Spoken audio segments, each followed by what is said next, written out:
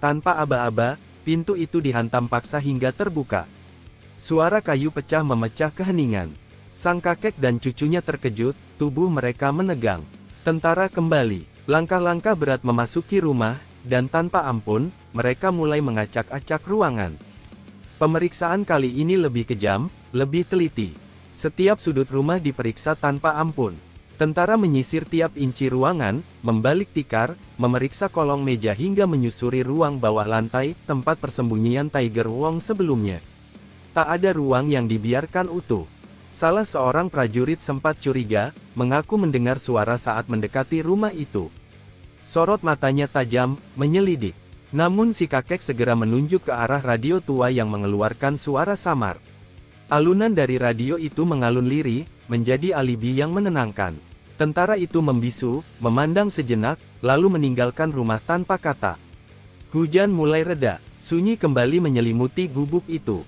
Sang kakek segera mencari-cari Tiger Wong yang tak tampak sejak tentara masuk. Matanya menyapu setiap sudut ruangan, namun tak ada tanda kehadirannya. Hingga akhirnya, pandangannya terpaku pada sesuatu yang ganjil, topi tuanya tergantung di atap rumah, padahal seingatnya, topi itu tak pernah berpindah tempat. Saat topi itu jatuh, terbukalah rahasia tersembunyi, di baliknya, Tiger Wong berjongkok dengan tubuh membungkuk sempurna, menyatu dengan gelapnya langit-langit. Sang kakek membelalak, kemampuan pria itu melampaui nalarnya. Dalam sekejap, Tiger Wong melompat turun. Tubuhnya mendarat tanpa suara, seolah menjadi bagian dari bayangan. Winnie terpukau, refleks berteriak memuji lompatan hening itu. Sementara Tiger Wong membungkuk hormat, menyampaikan rasa terima kasihnya untuk kedua kalinya atas perlindungan yang telah diberikan. Di tempat lain, langit berganti. Sebuah pesawat mendarat di bawah sorotan lampu terminal. Di dalamnya, seorang kru memberitahu dua sosok di kabin, Gold Dragon dan Guy, bahwa pesawat mereka telah mendarat. Namun, bukan di Thailand seperti yang direncanakan.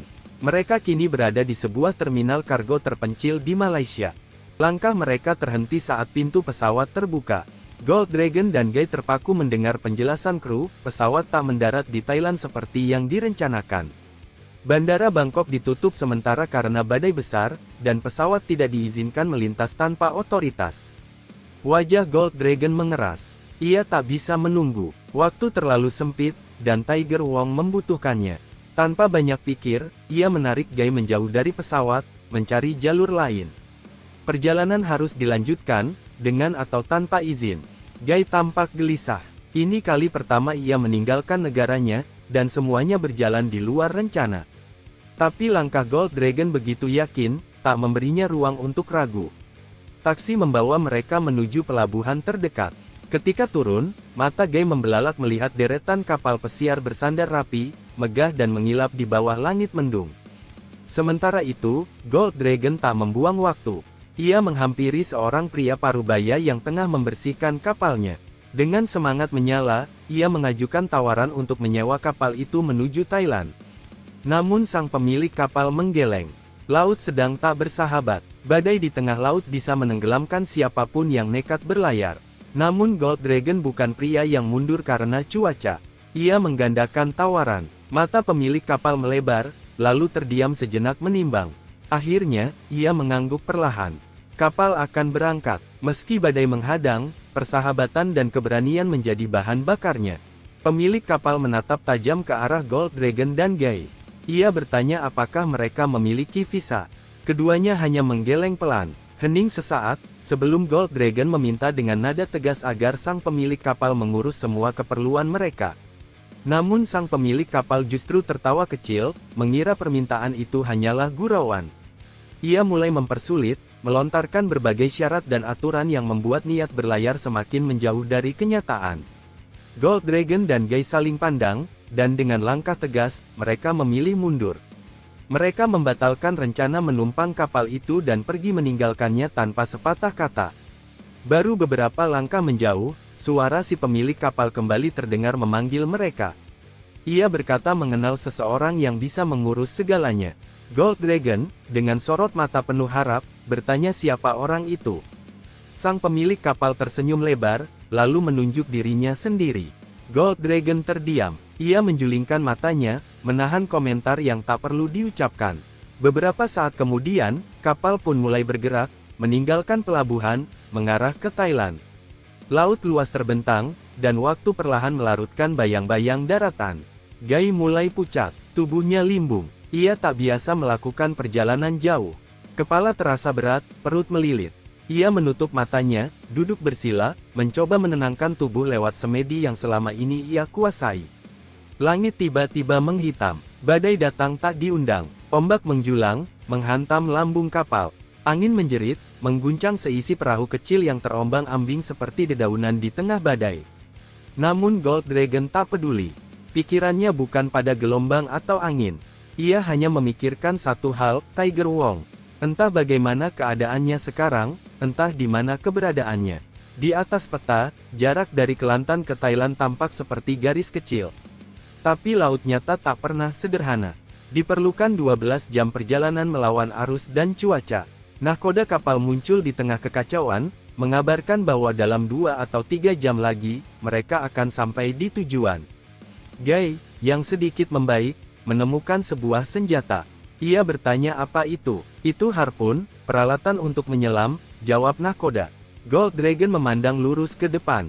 Di ujung pandangannya, samar-samar cahaya mulai tampak di tengah gelapnya badai. Dari balik gelapnya cakrawala laut, sang nahkoda memelototi layar radar. Sebuah titik besar muncul di depan mereka. Sekilas ia mengira itu kapal patroli. Namun, ada sesuatu yang janggal. Gold Dragon, dengan sorot mata tajam, meraih teropong dan membidik ke depan. Ia memicingkan mata, mencoba menembus kabut tipis dan gelombang laut yang menderu. Perlahan, bayangan kapal menjadi jelas, bukan satu, melainkan 2. Sebuah kapal perusak tua, dan satu kapal nelayan yang tampak seperti tawanan. Lalu, matanya terpaku pada bendera yang berkibar di puncak tiang kapal perusak. Latar hitam, tengkorak putih menyeringai di tengahnya.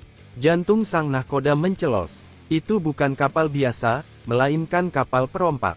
Gelombang air besar tercipta dari gerak lambung kapal perusak yang menderu lewat, menghantam kapal yang ditumpangi Gold Dragon dan Gai. Kapal kecil mereka terguncang hebat.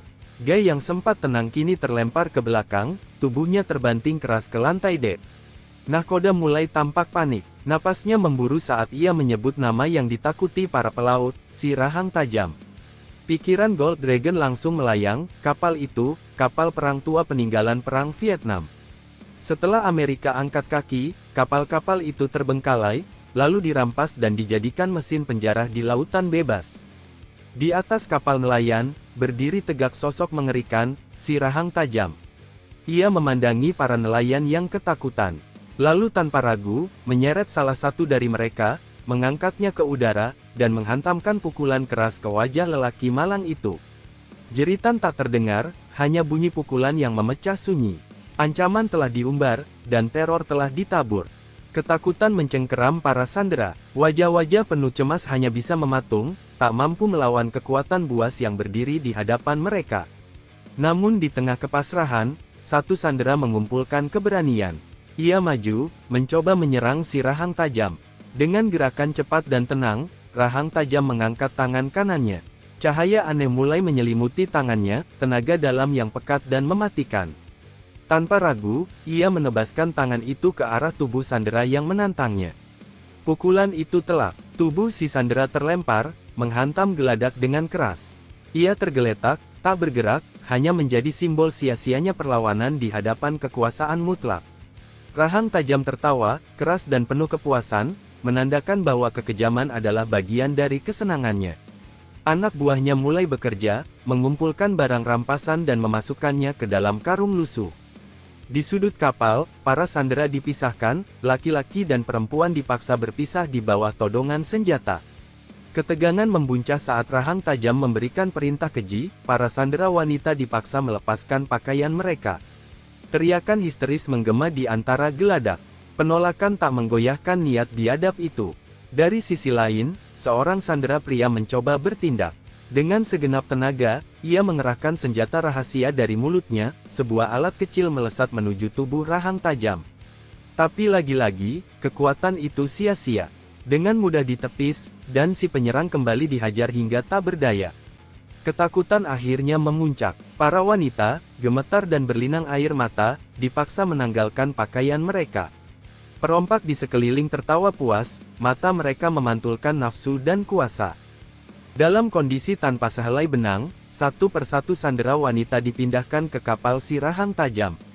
Tubuh mereka gemetar di tengah terpaan angin laut dan tatapan liar para perompak.